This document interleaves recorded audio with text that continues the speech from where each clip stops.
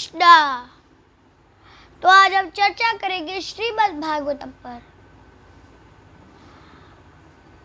ओम नमो भगवते वासुदेवाय। ओम नमो भगवते वासुदेवाय। ओम नमो भगवते वासुदेवाय। ओम नमो भगवते वासुदेवाय। ओम नमो भगवते वासुदेवाय। ओम नमो भगवते वासुदेवाय। I offer my respectful obeisances unto His Holiness Vaishnava Swami Maharaj ki Jai. I offer my respectful obeisances unto His Divine Grace A.C. Bhaktivedanta Swami Srila की जय। हरे कृष्णा। तो कल हम भक्ति महारानी की कथा समाप्त हुई थी, नारद जी और भक्ति महारानी और ज्ञान बैराग की। कल धुंधकारी की कथा नहीं हो पाई थी, इसलिए आज धुंधकारी की कथा प्रारंभ होगी। तो चलिए उसका हम आस्वादन लेते हैं, उसके बाद हम फिर प्रथम स्कंद में जाएंगे। हरे कृष्ण। तो एक समय एक रमणीय नगर था। उस रमणीय नगर में एक तेजस्वी और धर्मान, बहुत ही अच्छा कर्म करने वाला एक ब्राह्मण रहता था, और उसी के साथ उसकी एक पत्नी थी जिसका नाम था धुंधली। ब्राह्मण का नाम था आत्माराम, उसकी पत्नी का नाम था धुंधली। वो जो धुंधली थी वो अपनी ही बात की पुष्टि करती थी, और वो अकड़ू, झगड़ालू और बहुत ही बुरे कर्म करने वाली थी। वो किसी की नहीं सुनती थी और अपनी ही बात को साबित करके अपनी बात की ही पुष्टि करती थी।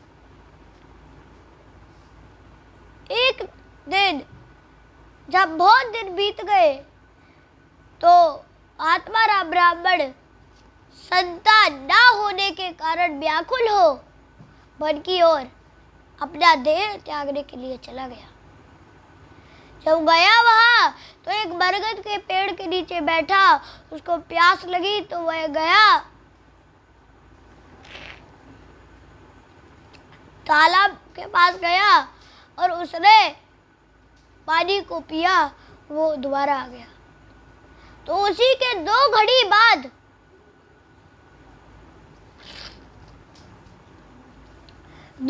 बाद एक संत महात्मा वहां से जा रहे थे। तो संत महात्मा ने देखा कि ये ब्राह्मण बहुत चिंतित है,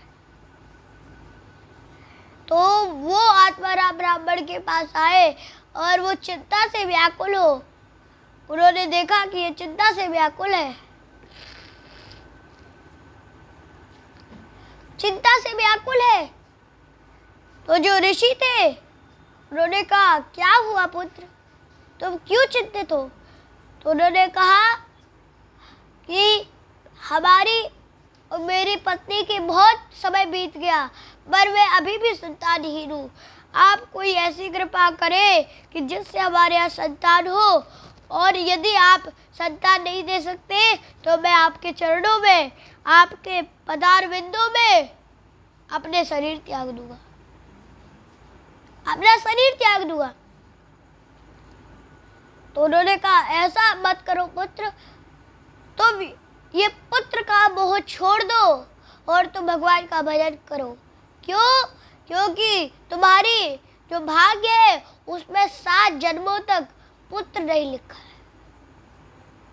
तो उसने कहा कि आप तो मेरे को पुत्र दीजिए।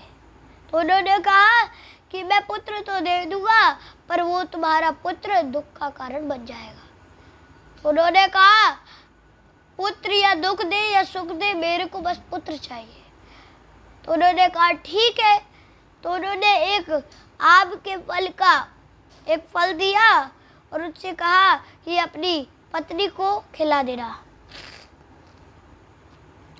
अपनी पत्नी को खिला देना, जिससे जब ये खाएगी तो उसके यहाँ बड़ा तेजस्वी पुत्र उसको होगा, प्राप्त होगा।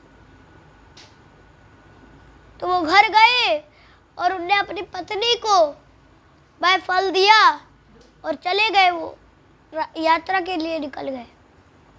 उन्होंने कहा इसको खा लेना, तुम्हारे घर में पुत्र आ जाएगा। जब ऐसे बोला तो वो तो यात्रा पे निकल गए। फिर उसको थोड़ा आश्चर्य हुआ कि पता नहीं ये कहाँ से लेके आ गए, मैं कैसे रखूँगी और अपने गर्भ में कैसे मेरे को दुख होगा, मैं खा नहीं पाऊंगी, बैठ नहीं पाऊंगी, सो नहीं पाऊंगी, मेरे को दर्द होगा। तो उसने अपनी बहन से परामर्श किया। तो उसकी बहन ने कहा कि ये जो फल है ये तुम अपनी गाय को खिला दे और मेरे गर्भ में जो पुत्र है वो तू ले ले, तुम ले लेना। तो जब ऐसे बोला तो फिर वो क्या,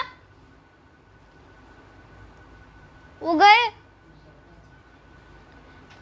उसके यहाँ जब पुत्र हुआ तो उसकी जो बहन थी उसने दे दिया। जब दे दिया उसका पालन पोषण किया, पर उसके जो स्तन थे उसमें ऐसे दुग्ध नहीं आ रहा था। दुग्ध अर्थात दूध, दूध नहीं आ रहा था। तो उसके स्तनों में से जब दूध नहीं आ रहा था तो उसने कहा कि मैं अपनी बहन को बुला लूं, जो वो इसका पालन पोषण कर देगी। तो उन्होंने कहा ठीक है बुला लो। तो उसने अपनी बहन को बुलाया और उसका पालन पोषण करके जब बड़ा हो गया वो, तो उसकी बहन तो चली गई। फिर वो जब और बड़ा हुआ तब पिताजी तो यात्रा के लिए वन में चले गए थे भगवान का भजन करने। उसका पुत्र था, तो पुत्र जो था तो वो पुत्र फिर बड़ा हो गया। वो इतना अत्याचारी बन गया कि अपनी माता को मार के घटते जरटा माथा ताड़ित हो। उसने कहा कि मैं तुम्हें मार दूंगा, तुम्हें लते आ गिरा, तुम्हें लाते मार के मैं मार दूंगा, मैं तुम्हें लातों से मार दूंगा यदि तुम जो भी ये धन संपत्ति है वो नहीं बताओगे। तो उसकी माँ परेशान होके उसने अपनी माँ को मारा, बहुत पीटा। तो उसकी माँ परेशान होके उसकी माँ ने पूरा धन उसको दे दिया और वो रात में ही एक कुएं में जाकर उन्होंने आत्महत्या कर ली।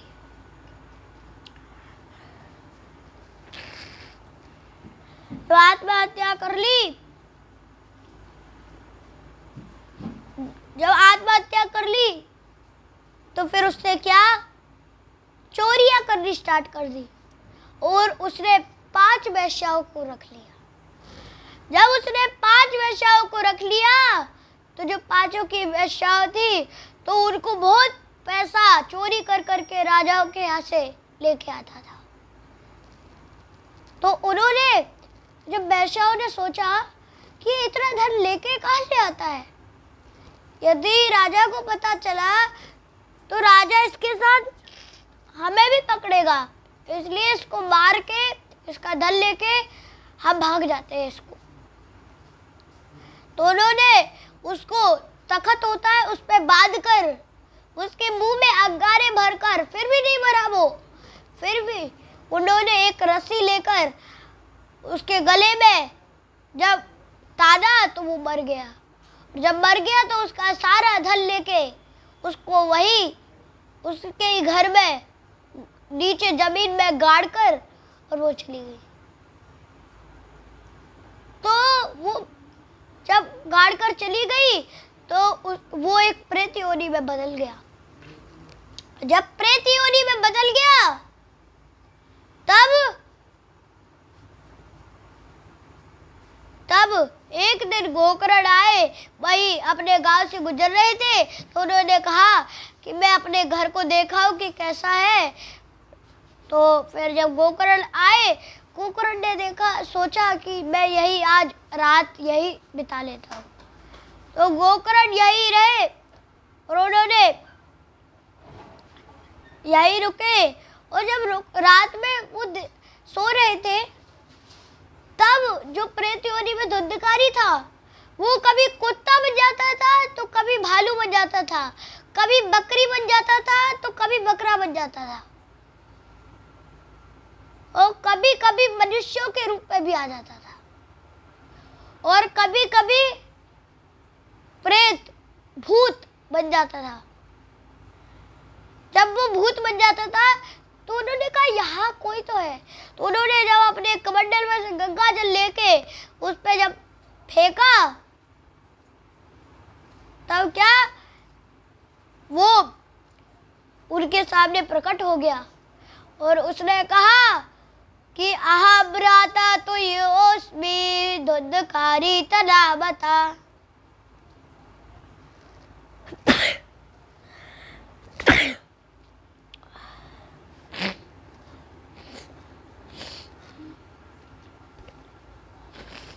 धुंधकारी तनामता, मैं तुम्हारा भ्राता, अहम भ्राता तुयोऽस्मि, भ्राता अर्थात भाई, तुयोऽस्मि अर्थात मैं तुम्हारा भाई हूँ।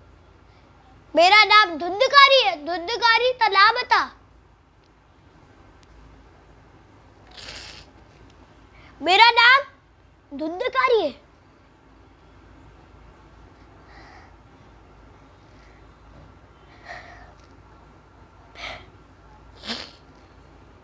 मेरा नाम धुंधकारी है।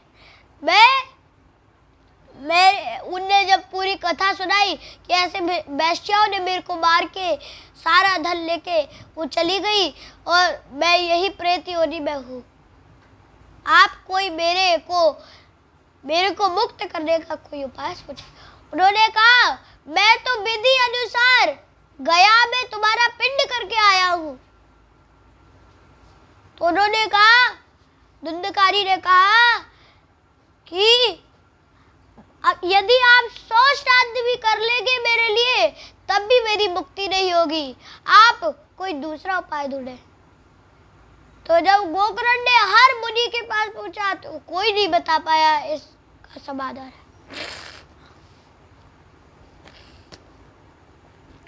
कोई नहीं बता पाया इसका समाधान। जब कोई नहीं बता पाया तो जो गोकर्ण जी थे उनने मन में ध्यान लगा के सूर्य जी को जब प्रणाम किया, तो सूर्य से जब ये प्रश्न पूछा तो सूर्य नारायण ने कहा कि अरे हे गोकर्ण, तुम इसके लिए श्रीमद् भागवतम का आयोजन कर, उसको श्रीमद् भागवतम का श्रवण करवाओ, उसी से उसकी मुक्ति होगी।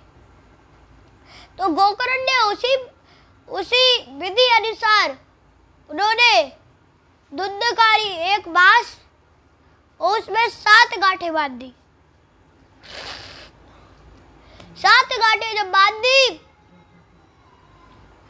तब जब उनने कथा सुनाना प्रारंभ किया तो गांव के जो लोग थे वो ज्यादा से ज्यादा मात्रा में वहां आने लगे और बैठने लगे। जब भागवत को उनने श्रवण करना स्टार्ट किया, तो जब प्रथम दिवस हुआ तो प्रथम दिवस में उसकी प्रथम गांठ टूट गई। जब द्वितीय दिवस संपन्न हुआ तो दूसरी उसकी गांठ टूट गई। जब तीसरा दिन हुआ तो तीसरी गांठ टूट गई। चौथा दिन हुआ तो चौथी गांठ टूट गई। और जब 5वां दिन हुआ तो 5वीं गांठ टूट गई।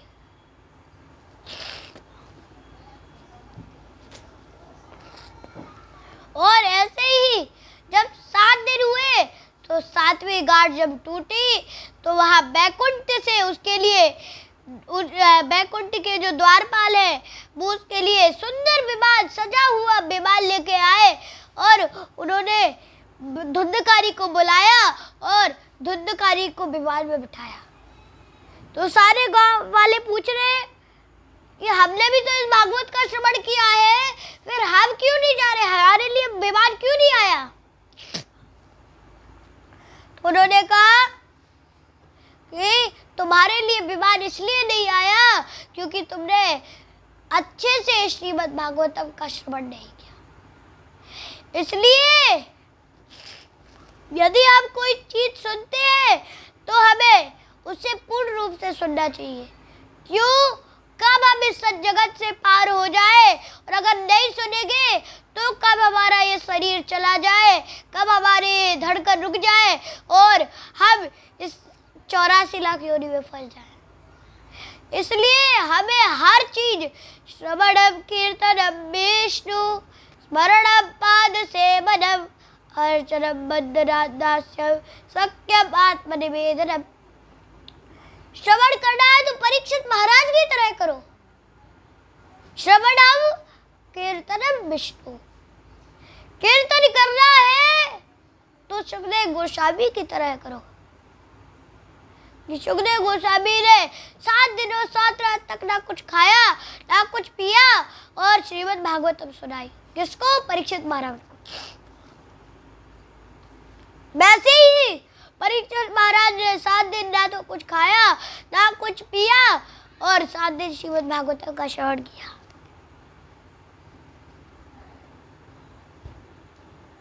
सात दिन श्रीमद् भागवतम का श्रवण किया और श्रवणम कीर्तनम विष्णु स्मरण पाद सेवनम। और इस प्रकार उन्होंने कहा कि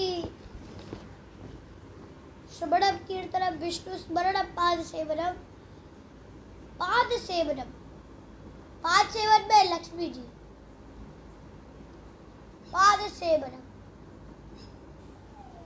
अर्चनम बंदनम दास।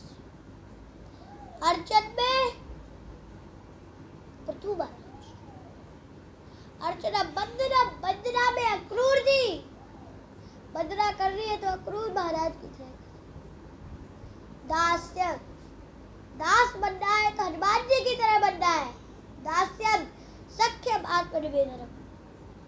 और पितृ बनना है तो अर्जुन की तरह बनो। और सख्यम आत्मनिवेदनम, आत्मनिवेदन में बलि महाराज। और ये पूरी नवदा भक्ति करने वाला बनना है तो अमरीश महाराज की तरह।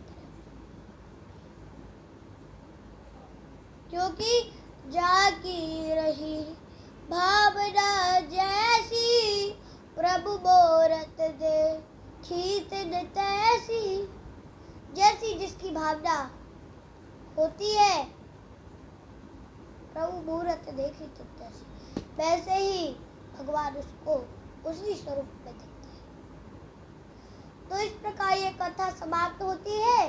तो चलिए हम प्रथम स्कंद में प्रारंभ करते हैं। तो प्रथम स्कंद में जब प्रारंभ करते हैं तो सबसे पहले 6 प्रश्न आते हैं जो सौनक जी ने सूत जी से पूछे थे। वो क्या है? किम श्रेया शास्त्र सारः कः स्व अवतार प्रयोजनम किम कर्मा कैवताराश्च धर्मं का शरणं गता। किम श्रेया, क्या श्रेष्ठ है?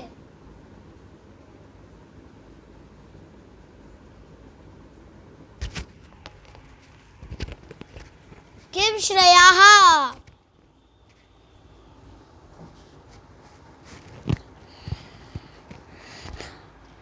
शास्त्र सारः कः। किम श्रेया अर्थात क्या श्रेष्ठ है? शास्त्र सारः का। और शास्त्र सारा क्या? शास्त्रों में इतने सारे शास्त्र है, उनमें सार क्या है? शास्त्र सारः का स्व अवतार प्रयोजनम। ये भगवान के इतने सारे अवतार हैं, इनका प्रयोजन क्या है? स्व अवतार प्रयोजनम किम कर्मा, हमें क्या कर्म करना चाहिए? किम कर्मा कैवताराश्च, भगवान के कितने अवतार हैं? धर्म कब शरणं गता, धर्म किसकी शरण में गया? किम श्रेया, किम श्रेया अर्थात क्या श्रेष्ठ है?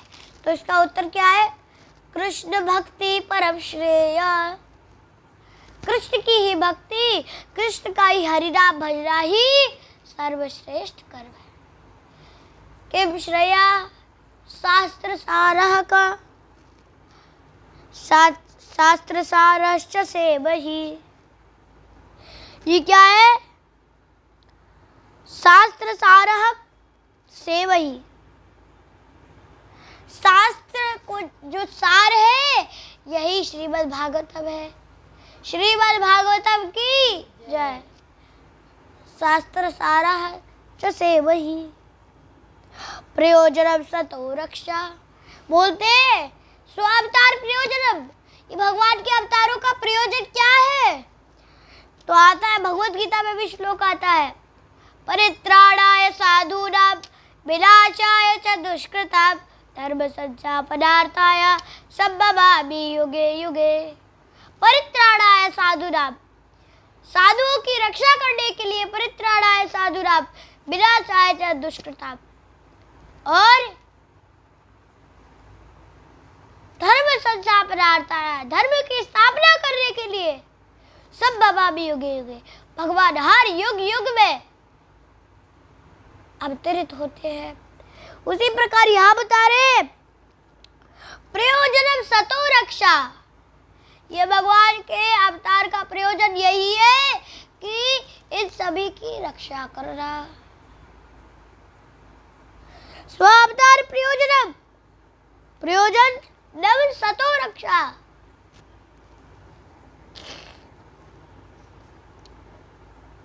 कर्म सद्दिलक्षण, और फिर आता है इसमें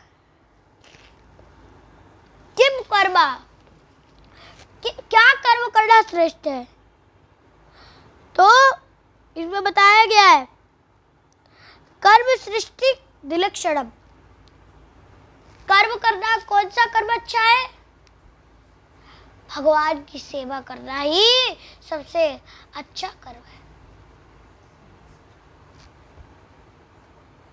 और इसके बाद चौथा पांचवा पृष्ठ क्या है? क्या अवतार है? भगवान के कितने अवतार हैं? तो अवतार असंख्य है। भगवान के अवतार असंख्य है। और धर्म कब शरणम गता, छठवां पृष्ठ है, धर्म किसकी शरण में गया? तो धर्मम भागवते स्थित था, धर्म भागवत की शरण में गया, धर्म भागवत में स्थित हो गया। और इस प्रकार ये 6 प्रश्न होते हैं। इस प्रकार मुनियों की जिज्ञासा आती है। मुनियों की जिज्ञासा में मुनि वगैरह पूछते हैं कि ये प्रश्न पूछते हैं, फिर सुखदेव सूत गोस्वामी बहुत सुंदर उत्तर देते हैं। जन्मादस्य यतोन्वयादितरश्च चार्तेष्वभिज्ञसुराट् तेन ब्रह्महृदाय आदिकवयो मुह्यन्ति यत्सूरयो तेजोवारिवृद्धाव्यथा विनिमयो यत्र त्रिसर्गो व्रजा तां ज्ञात्वेन सदा निरस्तकुहकं सत्यं परं धीमहि। इस प्रकार फिर दोबारा बोलते हैं, निगम कल्पतरुर्गलितं फलं शोकमुखादमरसद्रह्मसंयुतं पिबत भागवतामृतमालय मुहुरहो रसिका भुवि भावुका। निगम कल्पतरुर्गलितं फलं, निगम ये वैदिक साहित्य, निगम कल्पतरु वृक्ष के समान, निगम कल्पतरुर्गलितं फलं, पका हुआ फल गलितं फलं शुकमुखाद अमृत द्रव्य सहितम। ये सुखदेव गोस्वामी के मुख से निकला है तो ये अमृत से भी बढ़कर हो चुका है। पिबत भागवतम रसमालय, जो भी इस भागवतम के रस का पान करता है पूरा रस का विभाव का, वह संसार से, भौतिक जगत से, इस भवसागर से पार हो जाता है। और इस प्रकार मुनियों की जिज्ञासा चलती है। उसके बाद अब चलिए तो हम अवतारों के वर्णन में आते हैं तृतीय अध्याय में। तृतीय अध्याय में अवतारों का वर्णन होता है कि भगवान के 24 अवतार हैं। उनका नाम क्या है? सरकादिक महर्षियों का अवतार पहला, दूसरा बराह अवतार, तीसरा नारद अवतार, चौथा नर नारायण अवतार, पांचवा कपिल अवतार, छठवां दत्तात्रेय अवतार, यज्ञ अवतार, ऋषभ अवतार और प्रथ अवतार और मत्स्य अवतार, कूर्मा अवतार, धर्मंत्री अवतार, मोहिनी अवतार, नरसिंह अवतार, वामन अवतार, परशुराम अवतार, व्यास अवतार, राम अवतार, बलदेव अवतार, श्री कृष्ण अवतार, हरि अवतार, हंसावतार, बुद्धावतार और कली अवतार। ये भगवान के 24 मेन है। वैसे तो भगवान के बहुत सारे अवतार हैं, पर ये मेन 24 है। ये मेन 24 अवतार है। यही अवतार है। पर बोला गया है कि बहुत जगह पुष्टि हुई है भागवतम में कि नारद जी ने, भागवतम में बोला है, नारद जी ने ब्रह्मा जी को भगवान बोला है, पर वो भगवान नहीं है, वो देवता है। यहाँ उसी बात की पुष्टि हो रही है। यहाँ पहले स्कंद के 3 अध्याय के 28वें श्लोक में ये पुष्टि हो रही है। क्या पुष्टि हो रही है? एते च कला पुंसाम कृष्णास्तु भगवान स्वयं। एते च कला पुंसाम, बस एक ही ईश्वर है, ईश्वरा परमा कृष्णा सच्चिदानंद विग्रह। ऐसे ही यहाँ बता रहे हैं कि कृष्णास्तु भगवान स्वयं, केवल एक ही भगवान है, केवल कृष्णा। तो बहुत जगह देवताओं को भगवान बोला गया है, पर असली भगवान केवल कृष्णास्तु भगवान स्वयं, केवल कृष्ण ही है, केवल कृष्ण भगवान है, केवल कृष्ण भगवान है। और ऐसे ही बहुत सारे 24 अवतार है, इनका बहुत विस्तार से वर्णन हुआ है, पर अब इसका संक्षिप्त में वर्णन करके आज अब मैं अपनी वाणी को यही विराम देता हूँ। और यदि कोई मेरी त्रुटि हो तो आप मेरे को क्षमा करें। आपका दास अनुदास माधव दास। हरे कृष्णा कृष्णा कृष्णा हरे हरे, हरे राम राम